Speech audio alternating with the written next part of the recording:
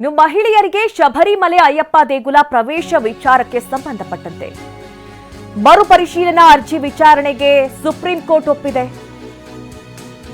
April 7ರಿಂದ ವಿಚಾರಣೆ ಆರಂಭ ಆಗತ್ತೆ. 9 ನ್ಯಾಯಾಧೀಶರ ಪೀಠದಿಂದ ಮರುಪರಿಶೀಲನಾ ಅರ್ಜಿಗಳ ವಿಚಾರಣೆ ನಡೆಯುತ್ತೆ. ಮಹಿಳೆಯರ ಪ್ರವೇಶ ತೀರ್ಪಿನ ಮರುಪರಿಶೀಲನೆಗೆ ದಿನಾಂಕ ಕೂಡ ನಿಗದಿಯಾಗಿರೋದು. ಈ ಬಗ್ಗೆ ಹೆಚ್ಚಿನ ಡೀಟೇಲ್ಸ್ ಅನ್ನು ನೀಡ್ತಾರೆ ನಮ್ಮ ಪ್ರತಿನಿಧಿ ಹರೀಶ್. ಈ ಹಿಂದೆಯೂ ಕೂಡ ಮಹಿಳೆಯರಿಗೂ ಕೂಡ ಶಬರಿಮಲೆಗೆ ಪ್ರವೇಶಕ್ಕೆ ಅವಕಾಶವನ್ನ ಮಾಡಿಕೊಡಬೇಕು ಅನ್ನೋದು ವಿಚಾರ ಇತ್ತು. ಈಗ ಮರುಪರಿಶೀಲನಾ ಅರ್ಜಿಯನ್ನ ಸಲ್ಲಿಸೋದಕ್ಕೆ ಸುಪ್ರೀಂ ಕೋರ್ಟ್ಗೆ ಒಪ್ಪಿಗೆಯನ್ನ ಕೊಟ್ಟಿದೆ ಅನ್ನುವಂಥದ್ದು. ಏನ್ ಡೀಟೇಲ್ಸ್ ಸಿಗ್ತಾ ಇದೆ, ಯಾವ ರೀತಿ ವಿಚಾರಣೆ ನಡೆಯುತ್ತೆ ಹರೀಶ್?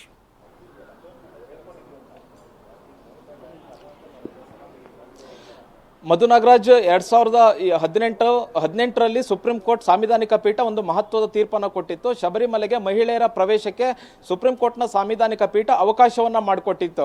ಇದಾದ ನಂತರ ಕೇರಳದ LDF ಸರ್ಕಾರ ಈ ಒಂದು ತೀರ್ಪನ್ನು ಜಾರಿಗೆ ತರಬೇಕು ಅನ್ನುವಂಥ ನಿಟ್ಟಿನಲ್ಲಿ ಪ್ರಯತ್ನವನ್ನ ಮಾಡಿತ್ತು. ಆದರೆ ಇದರಿಂದ ಭಕ್ತರಿಂದ ಮತ್ತೆ ಧಾರ್ಮಿಕ ಹೋರಾಟಗಾರರಿಂದ ಸಾಕಷ್ಟು ವಿರೋಧ ವ್ಯಕ್ತ ಆಗಿತ್ತು.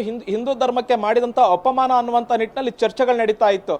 ಇದಾದ ನಂತರ ಸುಪ್ರೀಂ ಕೋರ್ಟ್ ಏನು ತೀರ್ಪನ್ನು ಕೊಟ್ಟಿತ್ತು, ಇದನ್ನ ಮರುಪರಿಶೀಲನೆ ಮಾಡಬೇಕು ಅನ್ನುವಂಥ ನಿಟ್ಟಿನಲ್ಲಿ 2018ರಿಂದ ಸಾಕಷ್ಟು ಅರ್ಜಿಗಳು ಸಲ್ಲಿಕೆ ಆಗಿದ್ವು. ಮರುಪರಿಶೀಲನಾ ಅರ್ಜಿಗಳನ್ನ ವಿಚಾರಣೆ ಮಾಡಬೇಕು ಅನ್ನುವಂಥ ನಿಟ್ಟಿನಲ್ಲಿ ಒತ್ತಡಗಳು ಕೂಡ ಕೇಳಿಬರ್ತಾ ಇತ್ತು.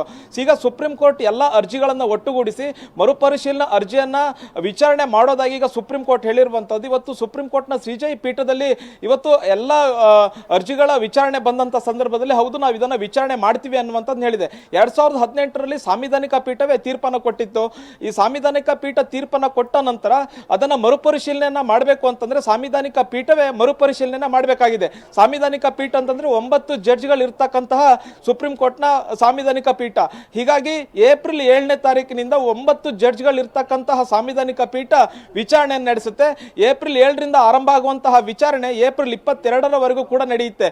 ಏಪ್ರಿಲ್ 7 ಮತ್ತೆ 9ರ ತನಕ ವಾದಿಗಳು ಇದನ್ನ ವಾದ ಮಾಡಲಿಕ್ಕೆ ಅವಕಾಶವನ್ನು ಕೊಟ್ಟಿರುವಂತ, ಅಂದ್ರೆ ಯಾರ್ಯಾರು ಅರ್ಜಿದಾರರಿದ್ದಾರೆ ಅವರಿಗೆ ವಾದ ಮಾಡಲಿಕ್ಕೆ ಅವಕಾಶವನ್ನು ಕೊಟ್ಟಿದ್ದಾರೆ. ಮತ್ತೆ 14, 15, 16ನೇ ತಾರೀಕು ಯಾರು ಪ್ರತಿವಾದಿಗಳಿದ್ದಾರೆ, ಯಾರು ಅಂದ್ರೆ ಈ ಒಂದು ಮಹಿಳೆಯರಿಗೆ ದೇಗುಲಕ್ಕೆ ಅವಕಾಶ ಕೊಡಲೇಬೇಕು ಅನ್ನುವಂಥ ನಿಟ್ಟಿನಲ್ಲಿ ಯಾರು ವಾದವನ್ನ ಮಾಡ್ತಾರೆ ಅವರಿಗೂ ಕೂಡ 3 ದಿನಗಳ ಕಾಲ ವಾದಕ್ಕೆ ಅವಕಾಶವನ್ನು ಕೊಟ್ಟಿರುವಂತಹದ್ದು.